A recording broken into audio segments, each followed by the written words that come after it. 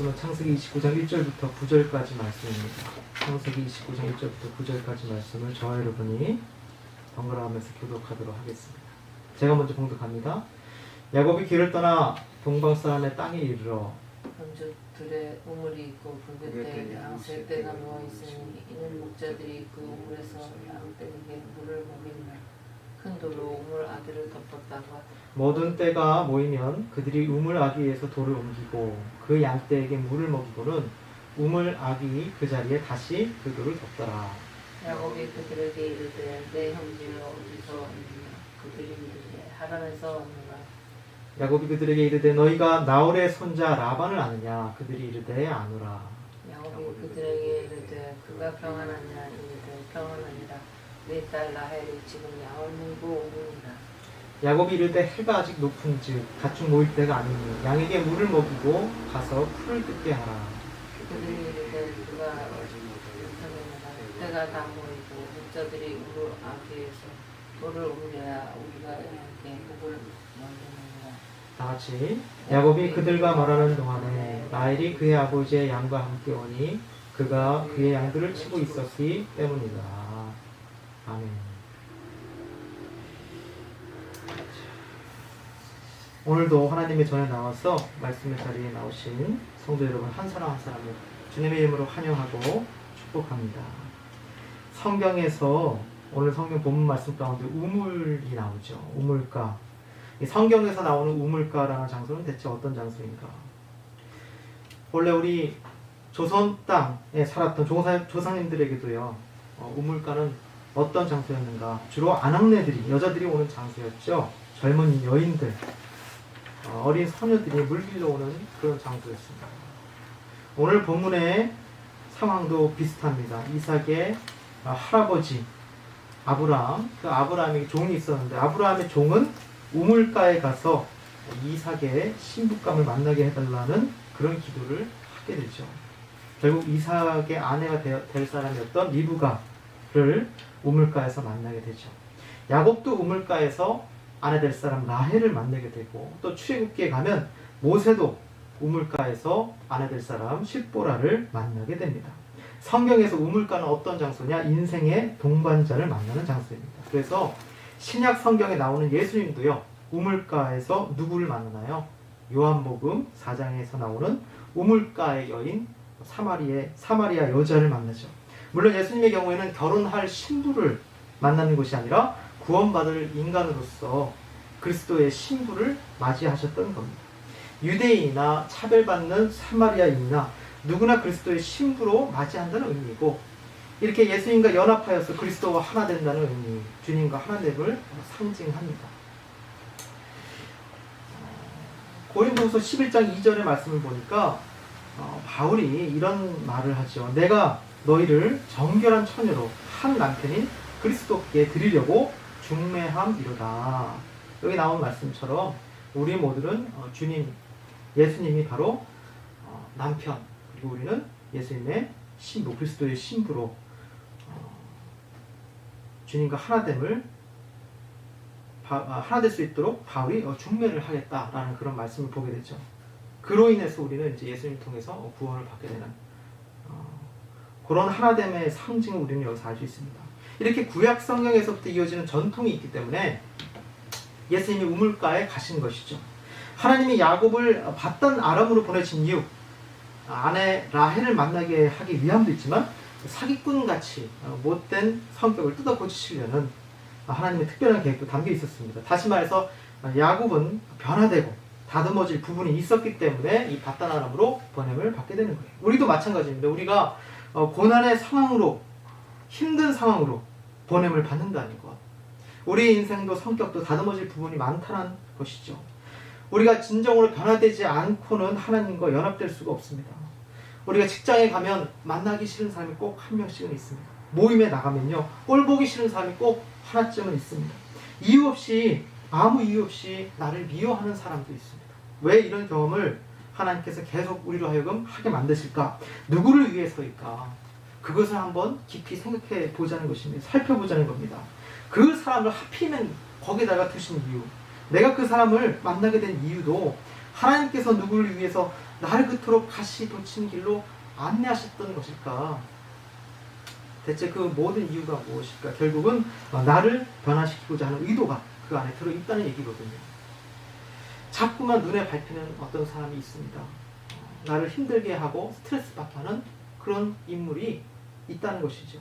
성벽도 마주쳐야 소리가 나는 것처럼 인간 관계는요, 나 혼자 할 수 있는 것이 아니고요. 사람과 사람이 만나서 부딪혀보고 느껴보고 깨져보면서 그 성질이, 그 속성이, 그 성격이 다듬어지기 시작합니다. 똑같은 두 사람이 만나서 부딪히니까 소리가 나는 것이죠. 만약 한쪽이 참 그리스도인으로 거듭났더라면 갈등은 사라질 거고요. 지혜롭게 그 사람을 품을 수 있게 되고요. 최대한 평화로운 방법을 찾게 될 것입니다. 물론 이 말은 범죄까지도 함부로 품자는 소리가 절대로 아니고요. 사람과 사람 사이에서 갈등이 벌어질 때 상대방을 지혜롭게 품는 것을 말하는 것입니다. 그리스도인으로서요.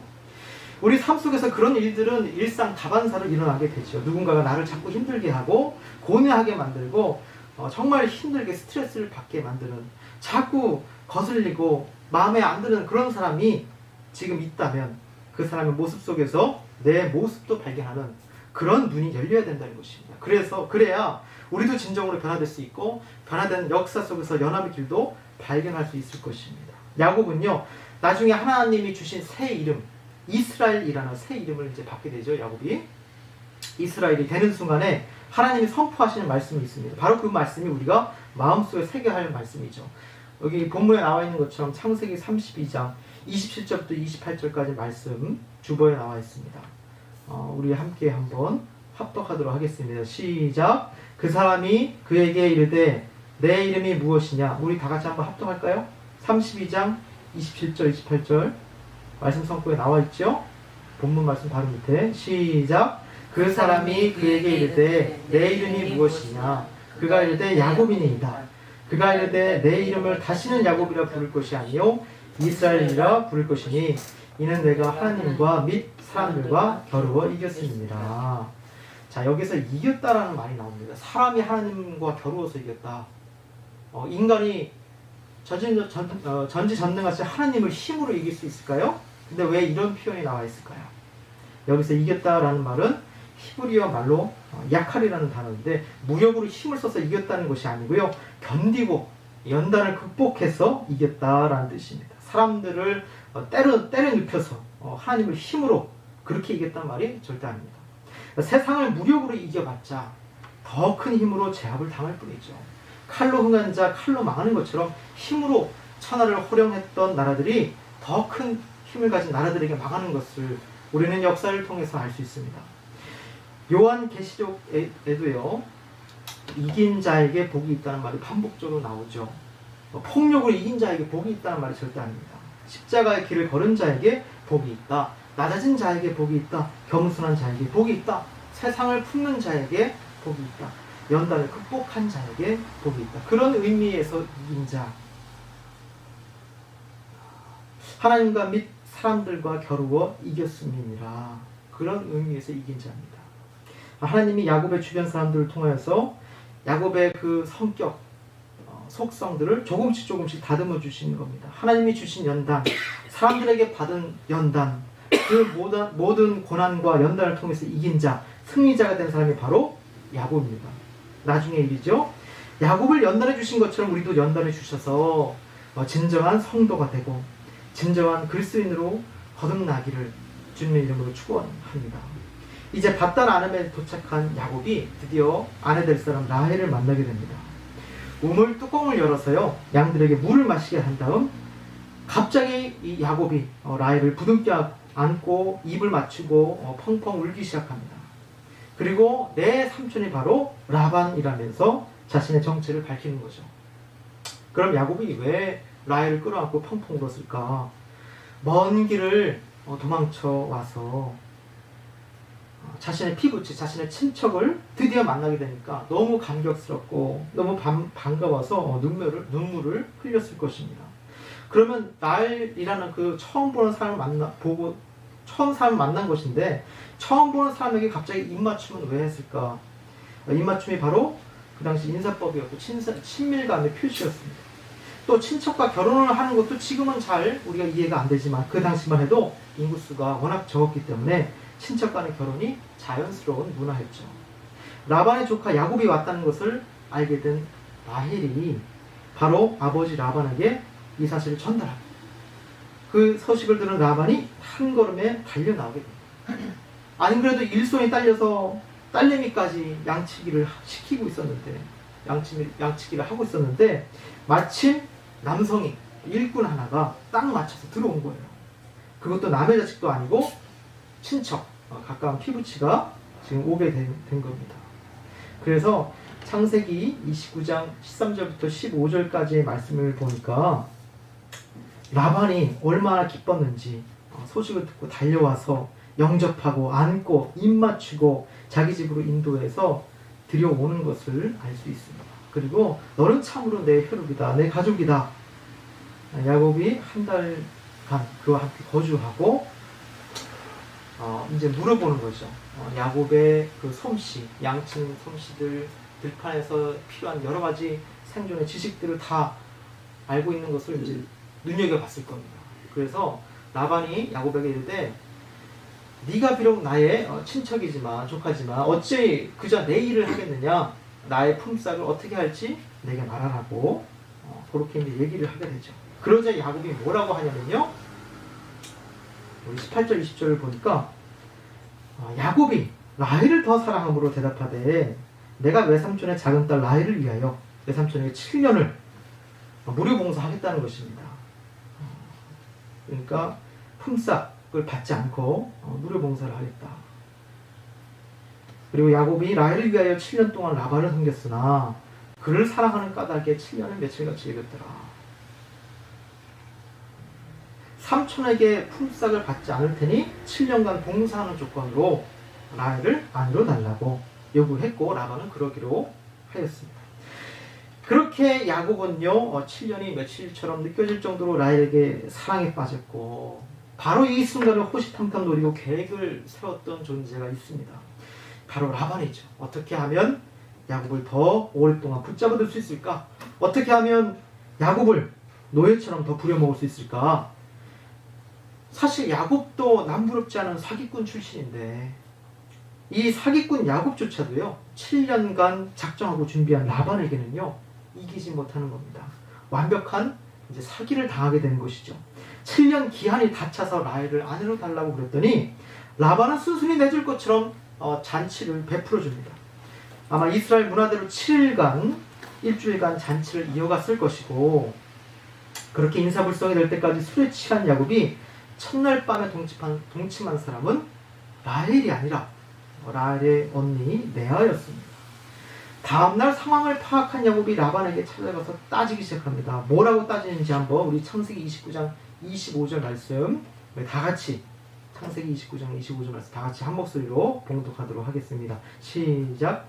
야곱이 아침에 보니 레아라 라반에게 이르되 외삼촌이 어찌하여 내게 이같이 행하셨나이까? 내가 라헬을 위하여 외삼촌을 섬기지 아니하였나이까? 외삼촌이 나를 속이시면 어찌 됨이니까? 야곱이 지적하는 이 라반의 기막힌 사기 행각. 그런데 이 사기 행각은요 이미 과거에도 벌어진 또 다른 사기 행각을 떠오르게 만들죠. 창세기 27장에 나왔던 35절 말씀 다 같이 한번 읽어보도록 하겠습니다. 시작. 이삭이 이르되 내 아우가 와서 속여 내 복을 빼앗았도다. 이렇게 야곱이 형님에게 저질렀던 속임수처럼 하나님이 똑같이 갚아주시고 자기와 똑같은 사람과 부딪히게 만들어서 내가 어떤 존재인지 깨닫게 만드시는 겁니다. 그래야 역지사지의 마음으로 변화될 수 있고요. 자신이 어떤 존재인지 알게 되는 것이죠. 하지만 야곱이 이렇게 라반에게 따졌던 당시에는요. 과거에 자기가 저질렀던 못된 짓은 전혀 기억하지 못하고 있습니다. 기억하고 있다면 이렇게 따질 수가 없죠. 기억을 못하고 있으니까 그 잘잘못을 따지고 있습니다. 그저 다른 사람이 잘못한 것만 따지고 지적질하고 있는 중입니다. 이 야곱의 모습이 바로 우리의 모습일 수 있다는 것입니다.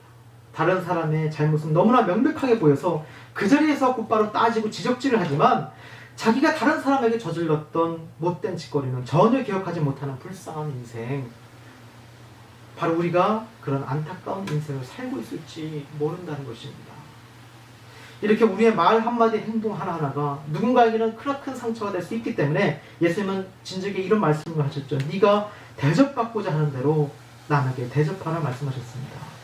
그리고 그것이 바로 율법이요 선지자의 강령이라 하셨습니다. 야곱이 아버지에게 어떻게 대접했고 또 형에게 어떻게 대접을 했었나요? 철저한 속임수를 썼거든요. 그래서 자신도 똑같이 속임을 당하고 있는 중입니다. 이렇게 벌을 받아야 자신이 한 짓이 어떤 짓인지 그대로 깨달을 수 있기 때문이죠. 하나님이 그렇게 인도하십니다. 이때 라반이 딱 한마디를 하는데 그 한마디에 야곱이 찍소리도 못하고 7년을 더 일을 하게 됩니다. 대체 무슨 말을 했는지 창세기 29장 26절의 말씀 제가 대표로 읽겠습니다. 라반이 이르되 언니보다 아우를 먼저 주는 것은 우리 지방에서 하지 아니하는 바이라. 자, 언니보다 아우를 먼저 주는 것은 우리 지방에서 하지 않는다. 이 말이 야곱에게 대체 무슨 의미가 있길래 야곱이 한마디도 못하고 찍소리도 못하고 있을까요? 26절 원어로 제대로 번역하면요, 장녀보다 차녀를 먼저 주는 것은 우리 지방에서 하지 않는다. 장녀보다 둘째를 먼저 챙기는 것, 장녀보다 둘째를 챙기는 법이 없다. 무조건 장녀를 먼저 챙긴다는 얘기죠. 다시 말해, 너네 동네에서는 동생이 형님 것 빼앗고 도망치는 그런 콩가루 집안일지 몰라도 우리는 찬물도 위아래가 있는 품격 있는 집안이다. 그런 얘기를 하고 있는 것입니다. 지금 누가 저지른 대로 그대로 벌어지는 중인가요? 야곱이 가족을 대접한 대로 똑같이 대접받고 있는 중입니다. 이것이 바로 인생이라고 성경이 알려주고 있는 것이죠. 처음에는 둘째 출신인 야곱이 장자인 에서 형과 아버지를 속였는데 이번엔 정반대로 거꾸로 바뀌어가지고요, 장녀 레아와 첫째 레아와 아버지 라반이 부녀가 둘째 야곱을 속이는 겁니다. 원래는 둘째 야곱이 부자를 속였었는데 이번에는 뒤바뀌어가지고 부녀가 둘째 야곱을 속이는 인생 가운데 이렇게 반전과 역전이 일어납니다.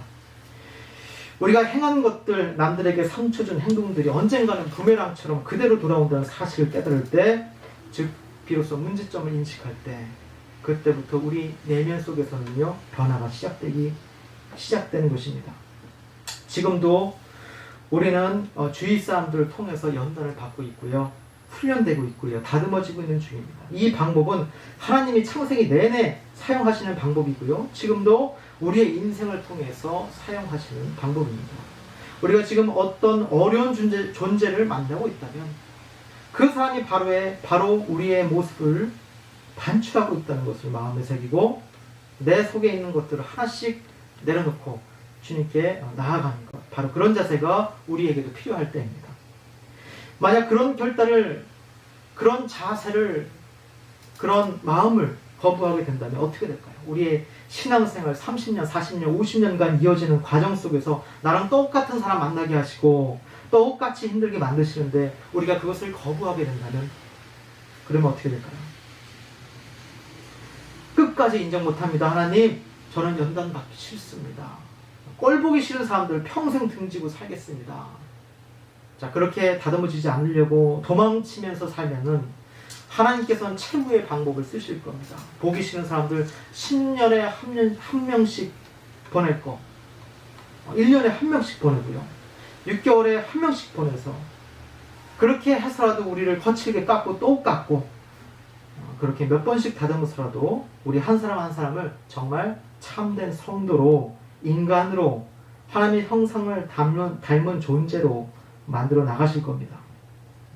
우리에게 보내주시는 사람, 환경과 여건들 하나하나, 이 모든 것들이 하나로 아울러져서 결국 선을 이루어 간다는 것을 마음에 새기고 그들 하나씩 주님과 함께 극복하며 이겨낸다면 마침내 우리의 삶은 그리스도의 장성한 분량에 도달하는 역사가 펼쳐질 것입니다.